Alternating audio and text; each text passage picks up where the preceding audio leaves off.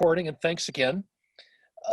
So, first question I have for you is, we're talking Star Trek. So when did you discover Star Trek, and how did Star Trek inspire you?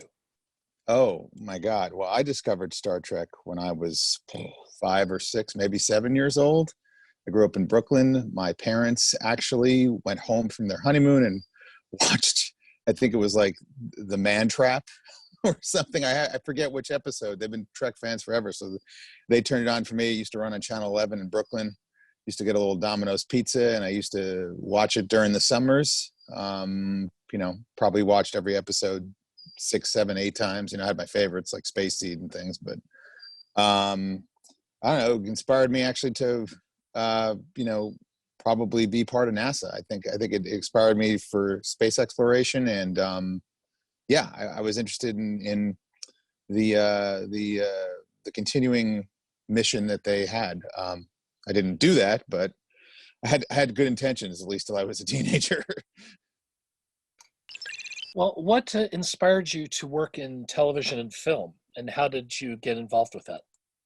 I got inspired. Well, I actually, in high school, well, actually going back, my sister actually had Cabbage Patch dolls that were special editions, and some of them were NASA. So they had the full-on EVA spacesuit, and I used to build cardboard space shuttle cockpits with Christmas lights and splicing footage from Moonraker and the shuttle takeoffs. And then it kind of inspired me to be a filmmaker. And in high school, I joined the tech crew and built sets. Didn't know what I wanted to do in college, and I sort of got the idea, well, what if I did this, instead of in the theater, but what if I did it for film? Went to film school, and the rest is history in upstate New York. I love that. So what point did you say, I'd rather do that than be an astronaut? When I realized that it was going to be a lot of work. No. When I realized, I wasn't going to move to Florida. My parents, I mean, honestly, my parents I had a sister who had a lot of medical problems. And it was just going to be nearly impossible for them to support me running off to space camp and doing all that stuff. So it was more looking for something that would be local. I did grow up in New York, so next best thing was like, well, if I can't do space movies, oh my God, can you hear that drilling? Slightly. Don't worry about it. Is okay? Yeah, it's cool. Okay. If you can't, what did I say? Oh, if you can't go into space, then maybe I can make movies about space. Was sort of the thinking. But that's how I did it. And then, college, I took off. So how did you, I guess you moved to California after graduating from film school? No, actually, I lived in New York till I was 30 or something, 38. I worked in documentary and news and did all sorts of stuff. I didn't move to California until late 2009, early 2010. Oh, okay. Well, I know you've worked on reality programs like Brittany and Kevin, and you also and you've also worked on other shows that are dramas like Bull and 911, which you're doing now. What are the difference between working with a reality program as opposed to working on one that's a fictional show? I've actually, strangely enough, this is one of the things that I've talked about a lot. I actually did a panel on it. There's a difference in the way the material comes in, but everybody's a storyteller. So it's all kind of the same. I mean, there's strangely less to work with in a scripted show when you have to change something off the script, but it's basically the same narrative, storytelling kind of arcing and, same principles, same mental processing. I mean, you would think that there's differences. There's a lot tougher cookies in scripted that you have to deal with. I got you, and that makes sense because reality programs, they have to be entertaining. If you're filming real life, it'd be a snooze fest. Yeah, exactly. Just tell me if the noise gets too much outside. Our neighbors are always doing something. If Oh, not, geez. I can. So far, Well, it's okay. So far, okay, you're great. good. That's why I put on Um, the headset. okay, cool. How did you get your job working on the Orville then? I understand you went through several interviews. Is that right? Yeah, actually it was, well, I worked on a show. I worked for Tim Kring, who did, he did a show called Dig, and then he did the Heroes Reborn reboot, and someone there recommended me for the Orville. And I went in for an interview. There was, apparently there was like a lot of people interviewing for it. And then there were less, then there were two. I met with everybody. My first round was with Brown and Braga, and I think David Goodman might've been there. And then a producer named Jason Clark. And then it was like the Seth interview. And I, kept waiting because him and John Favreau were going to interview. Finally, like 3 days before Christmas, I go to Seth's office in Beverly Hills, and it's Seth on the left and John on the right. And strange enough, what got me the job is my love of Star Trek. I think they knew I could edit, but we just segued into talking about our favorite episodes and just riffing. And, I left nervous as a wreck because, it's like a dream job to work on something like the Orville, and went to the Peninsula Bar, which is nearby, grabbed a martini to like de-stress me. And 20 minutes later, I got the job. Oh, that's awesome, and congratulations. Yeah.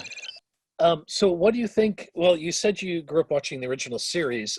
What did you think of, like Next Gen, Deep Space Nine, Voyager? Oh, well, I watched all of them. I mean, obviously Next Gen is really my show. I mean, I shouldn't say the original series was my show, but I was the right age for Next Gen. I was in high school through college. So, I mean, I think and I told Frakes this, I actually dressed up as him for junior year of college.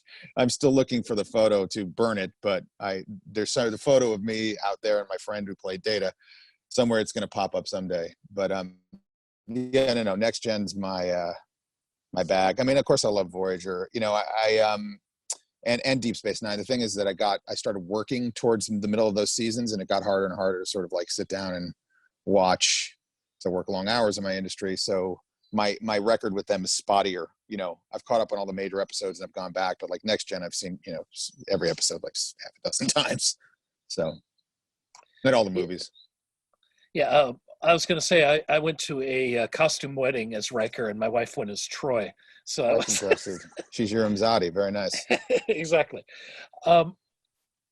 So I'm curious what Seth's vision was for this, because in my opinion, it feels like a Next Generation spinoff, even though you have a whole different dynamic in terms of the structure of it's not the Federation anymore and all that stuff. So I'm wondering, what was his vision, and why did Fox advertise it as the complete opposite? Or do you even know that? I know what I know. I mean, I was there since the beginning. So, obviously I know Seth much better now. This is my first job with him. So, the kind of questions I would have asked him, let's say in 2 hours when I'm working with him, or, last week, are different than when we were doing the pilot together. But from what I understood and from what we talked about is that he's always had this idea for an optimistic sci-fi, light dramedy, and Fox, and I think even to him to some degree, were concerned that people weren't going to accept him as that. So he always had this plan to do this slow roll over into this tonal shift at what it is now, which is less Family Guy jokes and more just organic comedy, but really an optimistic sci-fi. So I don't think anybody was all that thrilled when it came out, and that we had all the scripts too, or most of the scripts, so we knew where the show was going, and even everyone on the show was a little like they were fun, but it was like, yeah, it's not the show we're doing. And then everyone got pissed, which we kind of knew would happen, but we also knew that they were going to stick with us for the season, so we said, all right, we'll just wait. So that's kind of what happened. Well, I can clarify that too if you need. Yeah, I'm a little curious, because for me, being a Star Trek fan myself and curious what he was going to do, I remember thinking, oh no, it's going to be Family Guy in space. No. And then actually watching and going, wait a minute, that's not what he's doing at all. And I loved what he was doing. you have to know that if he had all the scripts and he had a plan, so he knew. And here's the thing about Seth, and he hates when I compliment him, but I'm going to do it anyway, is that he's generally 4 steps ahead.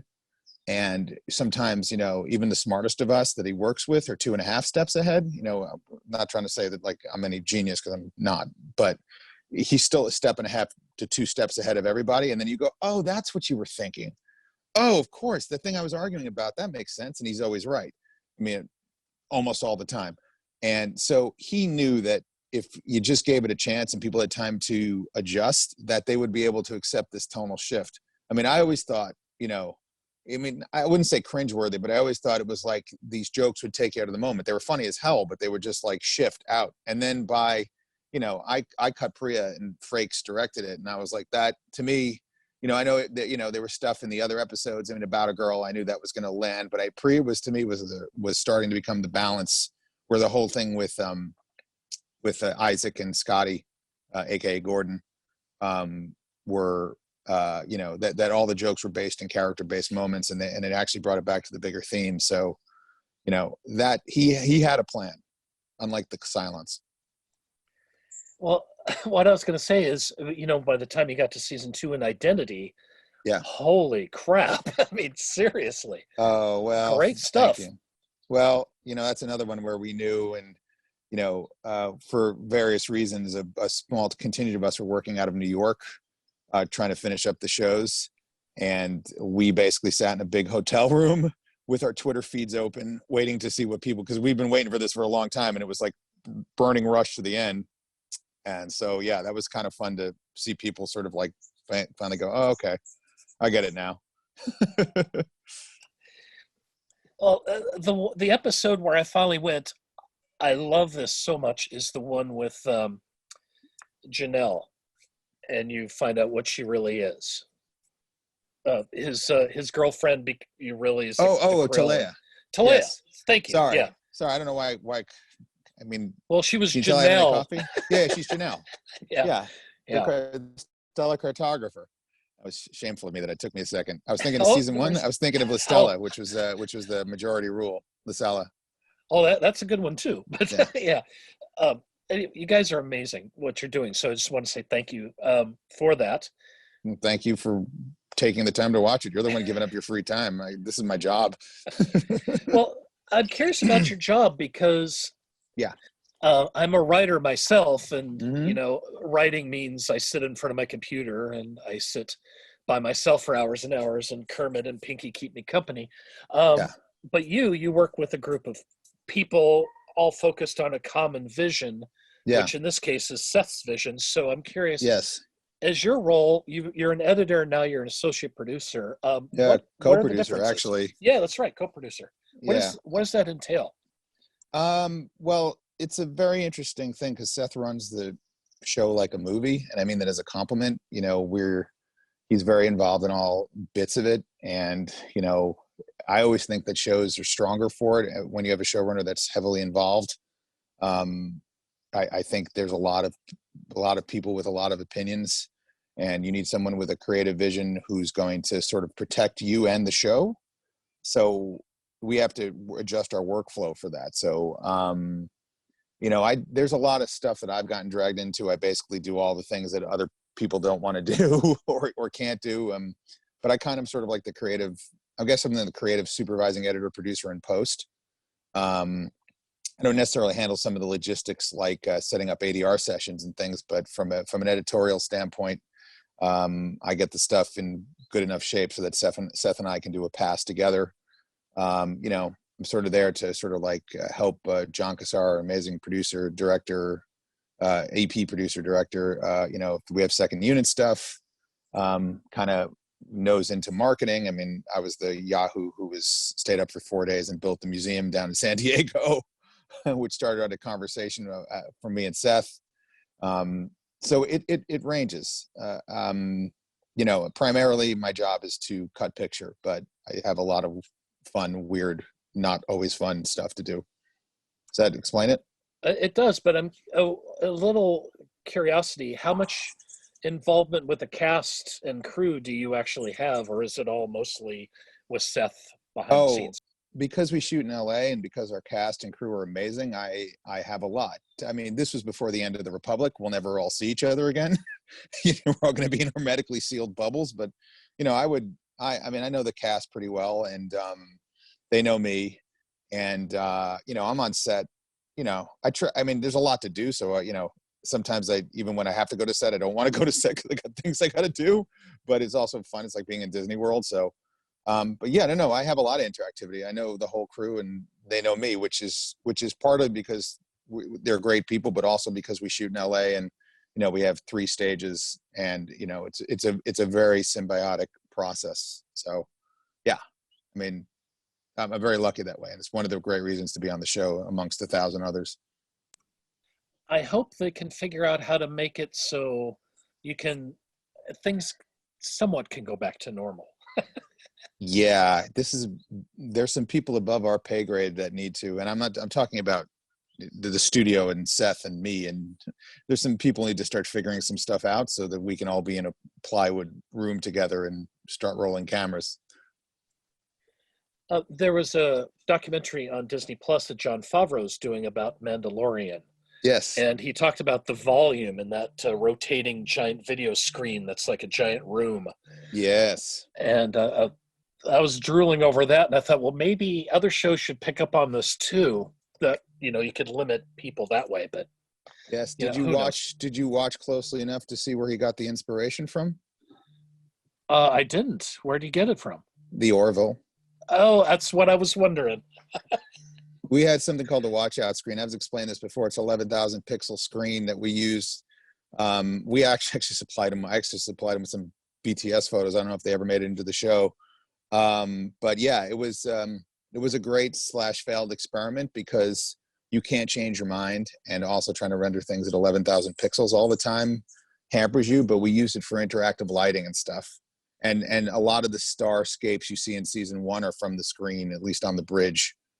And there's a couple, the bio ship, a couple of those are the actual, are the watch out screen. But yeah, with the bridge, it was great for like the TCAs and, you know, other marketing events, but as a practical shooting tool, it was, you know, not the best. Plus also aesthetically, it's better for us to like be outside, you know, on a rocks in California, you know, for the kind of show we're doing than to actually do something else. Right. And my understanding is the set itself of the bridge is a 2-story like we see. It is a 2-story set. And then there's another place with the shuttle bay. It used to have the engine room, but now it has the simulator and some other swing rooms.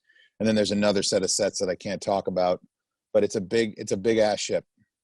But yeah, it's 2 stories from the American, it was a horror stories old house. So the only thing that remained was the stairwell. Oh, that's cool. Okay. Yeah. Well, speaking of the bridge, I'm wondering, how did you make it rain in the episode A Happy Refrain?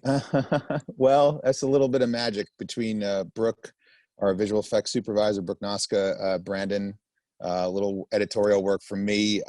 We basically took some pieces of the bridge. Originally, we were going to actually rain the bridge, and then we were going to take a hiatus for editorial. And then we realized we'd destroy the bridge. So we did some tests visually. So we basically took some pieces of the bridge, brought them onto the other stage, and set up rain bars. I have all this BTS stuff if you ever need it. And basically made it rain and composited them in. Actually, there's actually people ask, so I actually did a before and after that's on Twitter of how it kind of worked. But yeah, everybody was composited in. There was a 3D version of the bridge that was scanned. So just some very deft handiwork. And then, you know, the actors were wet down on the bridge, and it was like a mixture of stuff. Well, it worked really well. You actually thought you're destroying your set. Which well, we had a great plan, and then we realized it would drip down. It was like one of those things that people entertained for literally longer than it should have, like a week, which is like way longer in the span of like, hey, let's destroy our set. And then we realized it was the dumbest idea in the history of television. So we went with plan B. But it would look cool. Oh, yeah. Well, it still looked cool, just like I'm curious. You mentioned marketing. Do you have any plans for like original Orville novels or behind-the-scenes history book? Well, like we that? have the book from Jeff, the season one, and Right. There's the comics right now. You know, Eagle Moss is coming out finally with the ships. Our friends who I love dearly, Corvin Effects, they you know, they have the 14-inch Orville and all the replica guns that we actually have bought back to use on the show because they're so good. But in terms of novelization, I'm not actually sure. I should ask. I think, you know, whatever momentum we had has, you know, stymied a little because we're just trying to figure out how to get back to work. But I think the novels would be the next thing. But you know what? I'm going to ask Seth when I talk to him, when I see him for editing later. Oh, call me. I'm telling you, call me. I would love to do one for you guys. Oh, serious? Okay, fair. Yeah, fair no, enough. absolutely true.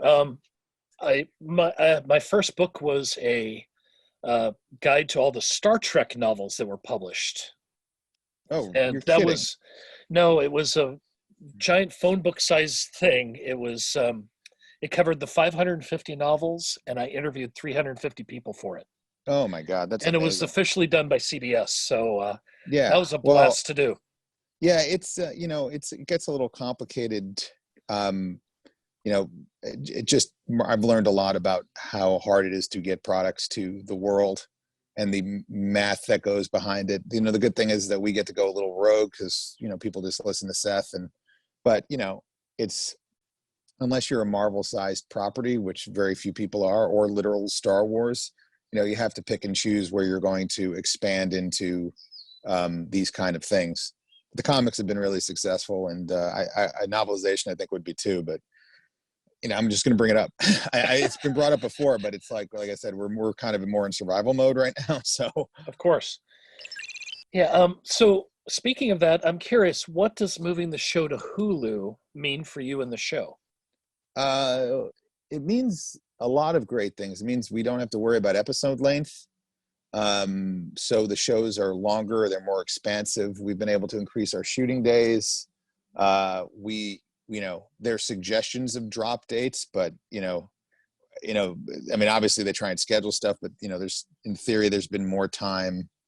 It's been a little circuitous getting there, but more time to complete the show. A little looser on the restrictions. The show is not going to change tonally, but you're not going to have 53 pieces of paper about how Bortus holds a cigarette. No deference to Fox. I mean, they were amazing, but you know, there are things when you're on standard broadcast that you have to deal with that are Byzantine rules that have been set up years ago. But you know, having that loosened up. But no, we're not going to turn into Game of Thrones.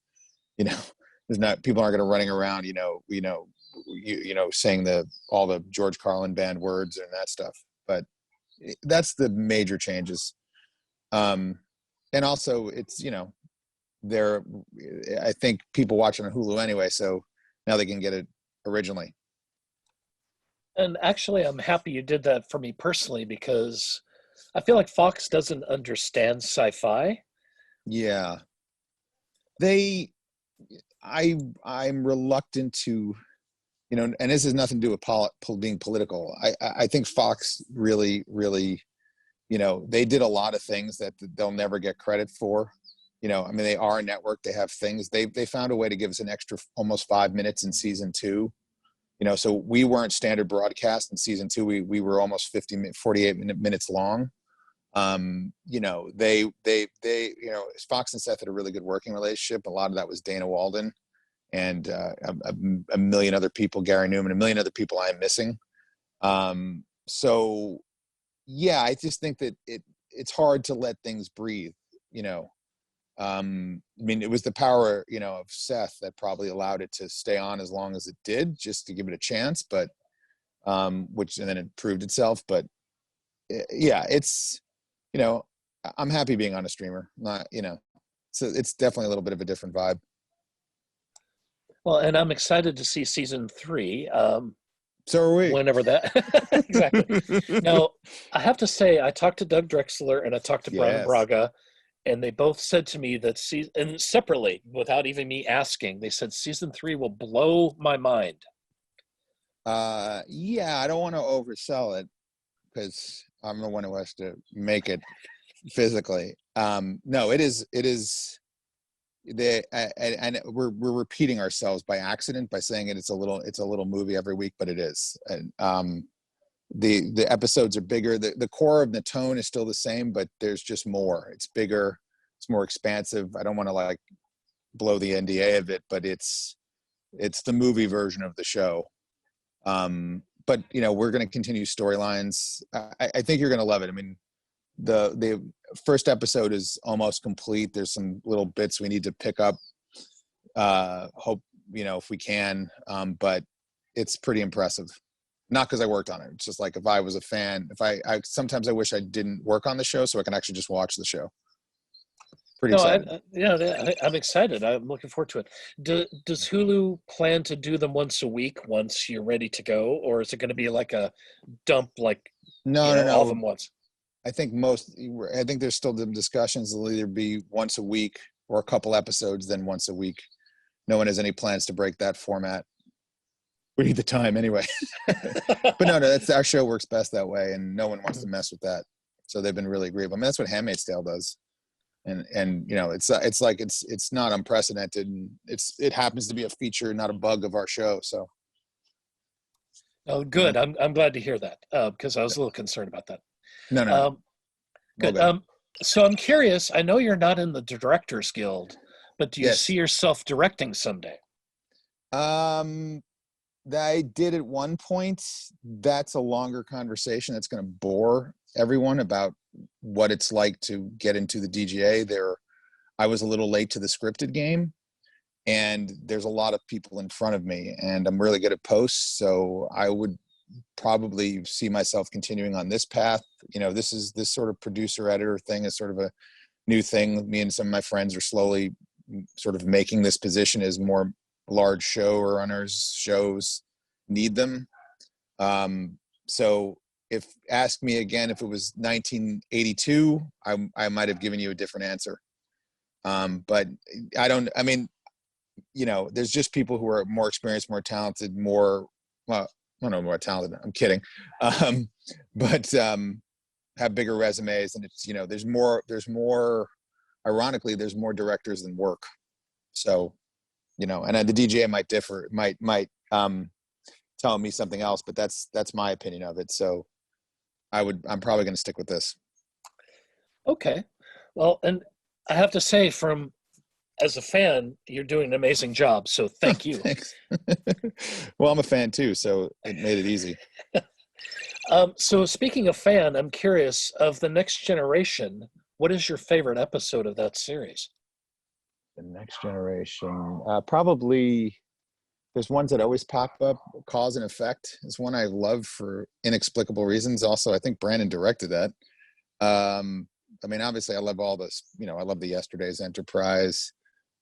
People seem to love The Inner Light. I don't know why. That one never resonated with me. I like all the stupid ones. I loved what do you call it? What's the, you know, Die Hard on a spaceship with Picard. Was that called Starship Mine? Yeah, Starship Mine. Thank you. Yeah, I mean, I love, you know, I'd have to go back and like remind myself, because there's a bunch, but usually that my default is Cause and Effect. Obviously, Best of Both Worlds. You know, when the Riker says fire and we cut to black, I mean, the whole entire dorm yells, you know, no, you know. But I mean, obviously, Family. I think that episode's amazing. You know, I wasn't strong enough, damn it. I wasn't strong enough. You know, like that. I mean, can't get past. That's just amazing stuff. First Duty. I guess anytime Patrick Stewart makes a speech where he's dressing someone down, I apparently like them. So, yeah, I mean, I could think of more, but that's a good starter for you. That's pretty good. I like that. So my understanding of your favorite character on the Orville is Bortus. Yes, and I mean, here's the thing. I love them all, especially as I've, you know, more time has passed. But Bortus has always been my earliest standout favorite. Also, Peter just does an amazing job of him. Why do you ask?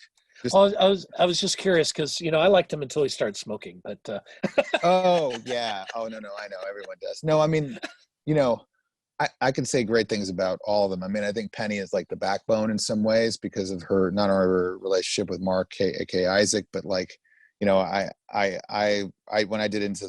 I cut into the fold, like I was like, all right, this is the show I want to be working on. when they got stuck on the planet and Isaac has to take care of the kids. So, that was a penny extravaganza. She held that show together, and so did Mark. That is a great episode, and it's nice to see Penny doing something again beyond being a villain on 24, and of course her time on Deep Space Nine. But I know. She's like royalty to me. Because relax, Enders, come on. So, and she of course, once again, I'm not saying this just to like be cliche. She's a lovely person. So that helps. I mean, the fact that everybody's like super nice and just can get along, and and just try and have fun where you can. It makes a huge difference for the crew too. Why do you think Star Trek has endured? Why do I think Star Trek has endured? Have you seen it? I mean, I think the sense of optimism.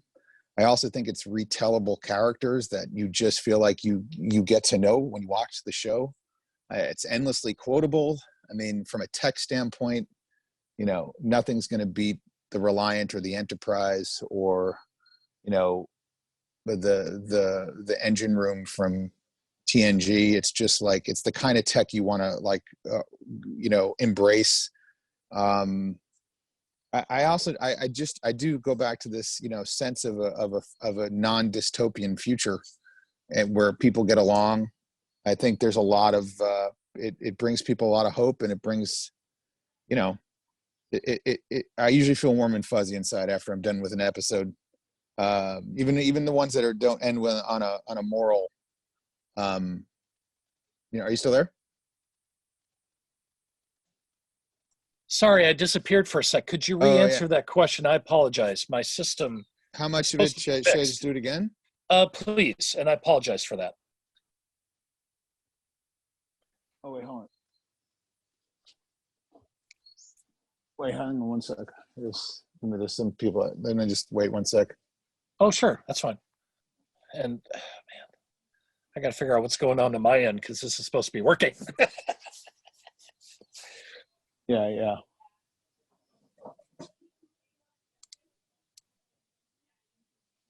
Wait, hang on. I'm just waiting for people to finish up on top. Yeah, I'm almost done. I just need another minute. Sorry. Yeah. Oh, no worries. This was my last question for you anyway, so. Oh, shoot.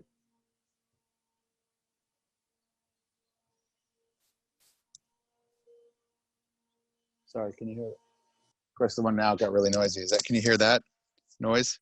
Not too bad. I'd say go ahead. Okay. So it was, what's optimistic about Star Trek? And why do you think it's endured for so long? Oh, well, let me see if I can repeat myself. Well, I think. And I apologize again. No. I think the sense of optimism. I mean, what I was said is like, have you seen the show? I mean, it's, first of all, it's retellable, amazing characters that you feel like you get to know. It's incredible sense of optimism in a non-dystopian future. It's the kind of tech that you just want to, hug and embrace. I mean, there's nothing cooler than the refit of the Enterprise, or the Reliant, or the engine room from TNG. There's nothing better than the space battle at Mutara, or Kirk going to save everybody at Kittimer. The world is so full of not happy places, and to get an idea that everyone gets along, and that science and the advancement of intelligence is in our future. I think that's part of the reason it endures. Plus, also, it's filled with great actors who you just want to get to know. I think that's what it's did for me. It's like it's space comfort food, but in a positive sense. And that's selling it short, but it's just my life without Star Trek would be less interesting. That's a fantastic answer. Thank you. And I will stop recording here.